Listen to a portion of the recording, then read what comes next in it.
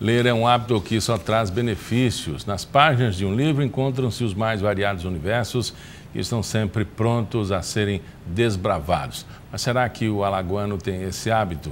E como será que anda a produção literária aqui no nosso estado? Quem responde a essas e outras perguntas é Patrícia Monteiro, coordenadora editorial da imprensa oficial Graciliano Ramos. Para um estado que tem um índice de analfabetismo muito grande, incentivar a leitura é sempre um desafio, né? Mas quais são os desdobramentos disso, as ações para melhorar essa qualidade do nosso leitor? É um grande desafio. Na verdade, o cenário é adverso, não é só em Alagoas, é no Brasil como um todo. Mas as pesquisas mostram aí que 54% dos brasileiros leem, né? Então é a maioria da população. Então, um índice bom. Alagoas acompanha esse índice? Não existe, assim, pesquisa específica sobre os hábitos de leitura de Alagoas, pelo menos eu não conheço. Há sobre os hábitos de leitura do Brasil, né? E temos essa maioria, mas olhar países onde esse percentual é bem maior, né? E a gente não precisa nem comparar, assim, com países europeus, nem...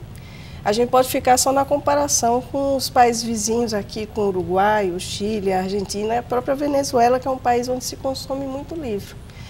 Assim, a gente está falando que 54% da população brasileira lê, mas o consumo per capita de livros é muito pequeno, é menos de 5 livros por ano. E dependendo da região, fica mais grave, né, o desafio é muito maior. Né? E, na verdade, não é só o analfabetismo, não. A gente sabe que o contexto cultural brasileiro não é favorável, vamos dizer assim, não existe uma valorização do hábito de ler. A gente percebe, assim, que muita gente não lê, mas, por exemplo, quer que o filho leia, né? Mas você sabe que a gente educa pelo exemplo. Se você não lê, como é que o seu filho vai passar a vida lendo, se você não é um exemplo? Então, a gente tem que construir um exemplo e esse exemplo, ele se propagar dentro de casa também. E as novas tecnologias se oferecem aí, as oportunidades, por um lado ajudando e, por outro lado, atrapalhando um pouco, porque a nova geração ela quer sempre ter um discurso rápido, né? Às vezes com poucas letras, se compõem palavras, vários neologismos, e as pessoas parecem que não têm tempo mais de se debruçar e ler. Mas é irônico ver que nunca se leu tanto, né? Porque no WhatsApp o que você faz mais é ler. É o tempo inteiro, não né? É? E, assim, na verdade, existem, assim, gêneros literários para todos os gostos. A gente tem microcontos que você lê em menos de 1 minuto, né? Claro que você fica assimilando, você recebe aquele microconto e ele passa pelo seu cérebro e você fica refletindo sobre ele. Haikais, né? São poesias super rápidas que você pode ler rapidamente. A gente pensa que o meio eletrônico, a mídia digital, ela compete com o livro, mas isso não é verdade. A venda de e-books no Brasil ela é muito pequena, ela não representa 2% assim, do volume de venda de livros no Brasil. E o que eu costumo dizer é que o livro, o e-book, tanto faz você ler um e-book ou ler em papel, o importante é você ler. Né? Não é isso que está atrapalhando o consumo de livros, não. Eu acho que é mais uma questão de valorização mesmo. Às vezes o pai prefere comprar um celular e dividir em 10 vezes R$100 que dá um livro de... Lá na imprensa oficial, a coleção Coco de Roda custa R$20 o livrinho, é baratinho. Eu recebi aqui um escritor que ele lançou o livro dele com recursos próprios, e ele tem outros livros, e ele reclamava que poucas editoras se interessaram, ou nenhuma delas se interessaram. E o escritor, o livro que eu li dele, muito bom, não é? É um escritor que tem um renome em outras profissões, jornalista, advogado, procurador. Quer dizer, não talvez ele encontre, não é só o caso dele, a medida certa com o momento certo. Me parece que essa máxima funciona muito mais do que o ciclo de amizades, né? Assim, lá na imprensa oficial a gente tem editais. Todo ano a gente tem 2 editais. Aliás, todo ano a gente tem um edital que a gente chama de edital para publicação de obras literárias. A gente, agora em março, divulgou o nome de 11 vencedores desse edital. Esse edital é aberto todos os anos e esse ano a gente já vai abrir esse edital ainda nesse semestre, porque a gente quer chegar logo ao resultado, né, para começar a trabalhar os livros desse edital ainda no primeiro semestre do ano que vem, por causa da Bienal. E temos também o edital da coleção Coco de Roda, que é a coleção infantil da imprensa oficial Graciliano Ramos, que a gente lança de 2 em 2 anos, para poder lançar esses livros na Bienal. A senhora falou em 11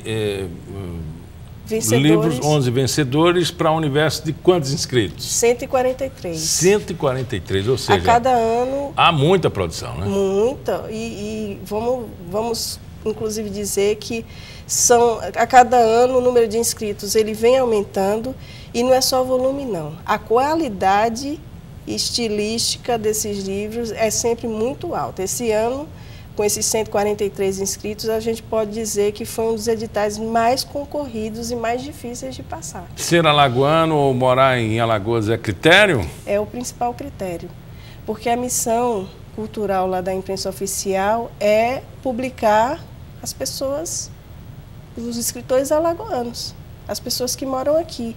É para dar essa oportunidade mesmo que a gente criou esse edital. Escritores consagrados ou novos escritores? Isso é bem interessante de dizer. Nesse edital concorrem pessoas que são renomadas e pessoas desconhecidas em pé de igualdade. Por esse edital já passou... Ninguém entra com mais ponto que o outro, né? Não, porque os pareceristas não sabem nem quem é que eles estão lendo.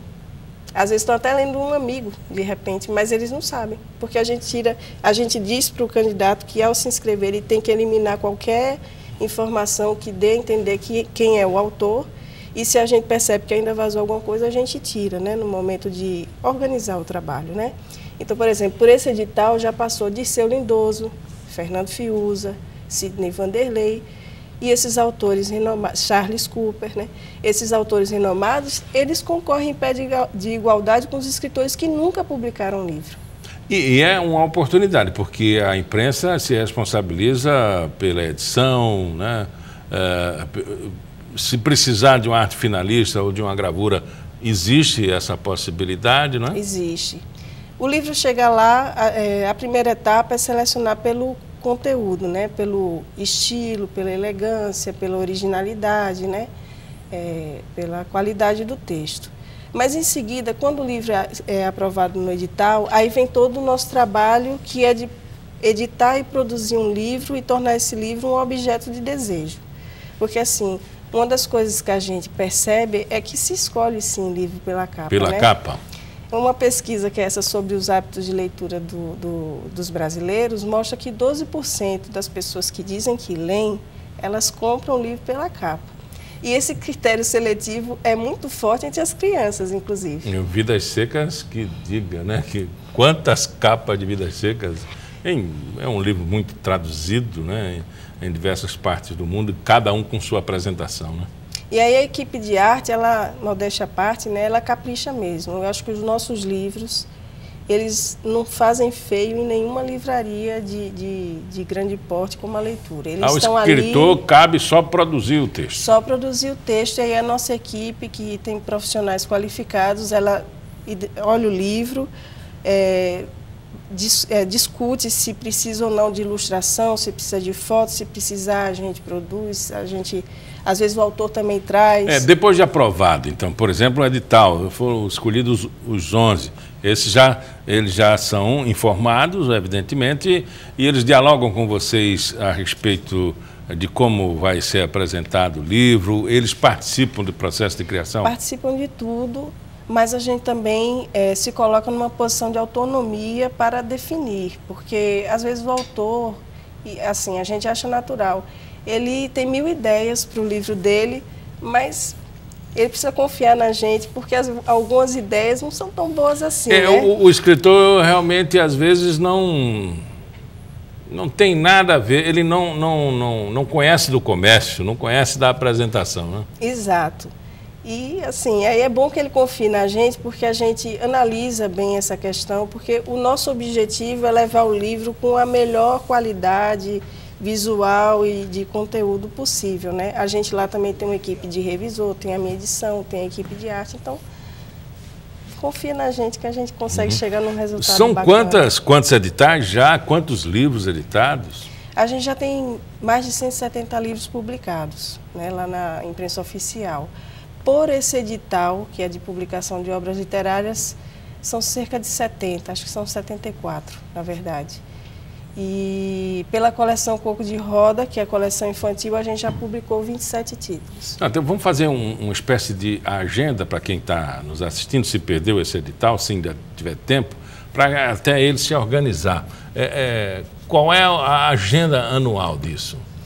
Normalmente a gente estava publicando esse edital no segundo semestre. Esse ano a gente quer publicar ainda no primeiro, já em maio, né, possivelmente, para poder as pessoas se organizarem mais cedo, né, para fazer isso e a gente conseguir concluir o trabalho de avaliação das obras inscritas e tudo, dar o resultado o mais rápido possível, porque a gente pretende no ano que vem, logo no primeiro semestre, trabalhar nesses livros para poder lançar na Bienal do Livro de Alagoas, né, de 2019. Do próximo ano. E tem todo um cronograma a partir do edital, apresentação dos trabalhos, equipe de avaliação e aprovação. Tem. A gente normalmente dá um mês para as pessoas se inscreverem, né? Pode ser que esse ano a gente dê um prazo um pouquinho maior, mas o trabalho de avaliação ele é árduo. Você imagina que um conjunto de 143 livros você não avalia rapidamente. Nesse último edital a gente fez uma parceria novamente, né, com a FAPEAL. A gente disse que queria que eles identificassem, montassem um grupo de pareceristas que tivessem mestrado e doutorado na área de letras e linguística para avaliar as obras. A FAPEAL teve total autonomia, escolheu as pessoas, né, e gerenciou esse grupo de pareceristas formado por 8 mestres e doutores. A gente dividiu o trabalho, as obras que chegaram, dividiu entre 8 grupos, né, 8 pareceristas, e eles tiveram um prazo para ler essas obras. Foi um prazo de uns 2 meses, mais ou menos. Se prorrogou um pouco no final, porque precisou, que era um volume grande e inédito, recorde para a gente. E aí eles concluíram esse trabalho, e quando foi agora em março, a gente deu o resultado. Foi assim. Já para esse ano, a publicação? Já para esse ano. A gente, na verdade, vai começar a trabalhar na edição desses livros no segundo semestre desse ano. E a meta é lançar em novembro. Conversamos com Patrícia Monteiro, ela é coordenadora editorial da Imprensa Oficial Graciliano Ramos. Muito obrigado pela entrevista. Obrigada pelo convite. Pauta Especial fica por aqui. Voltamos no nosso próximo programa, sempre às 11h30 da manhã, com reprise às 4h30 da tarde. Até lá.